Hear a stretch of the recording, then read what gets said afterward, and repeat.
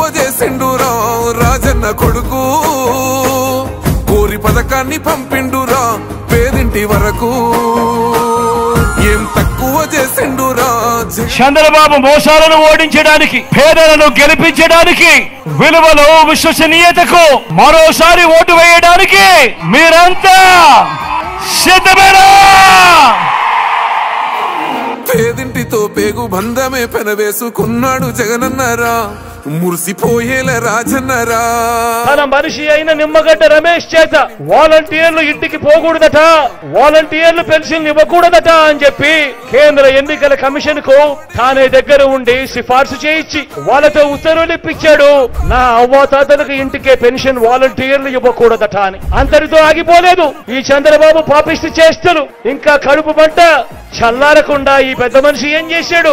అవ్వాతాతలు బ్యాంకుల చుట్టూ తిరిగేట్టుగా వాళ్ళకు బ్యాంకుల్లో జమ చేయమని చెప్పాడు ఈ పెద్ద మనిషి చంద్రబాబు నాయుడు గారు. ఏం తక్కువ చేసిండురా జగనన్న మనకు.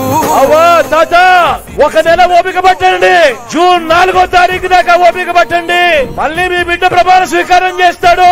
ప్రమాణ స్వీకారం చేసిన మొట్టమొదటి రోజే నా మొట్టమొదటి సంతకం మీకోసం పెడతాను అని చెప్పి ప్రతి అవ్వా తాతకు చెప్తా ఉన్నా. ఏం తక్కువ చేసిండురా రాజన్న కొడుకు. మళ్ళీ జూన్ 4వ తారీఖున ఆ అవ్వ తాతల ఇంటికే మళ్ళీ వాళ్ళ మనవల్లగా వాళ్ళ మనవరాళ్ళగా మళ్ళీ వాలంటీర్లు మళ్ళీ ఇంటికే వచ్చి ఆ అవ్వ తాతలకు చిక్కటి చిరునవ్వులతో సూర్యోదయాని కంటే ముందే వాళ్ళ ఇంటికే పెన్షన్లు ఇచ్చే పరిస్థితి మీ బిడ్డ తెస్తాడు అని ప్రతి అవ్వకు ప్రతి తాతకు ఈ సందర్భంగా చెప్తా ఉన్నా. మన కోసమే బతికే జననేతకు మనము తప్ప ఎవరున్నారు రా, మనమే సైన్యమై కదలాలిరా. గెలవాలి సాగటి సమరం, పేదోళ్లపై పెద్దోళ్ల యుద్ధం.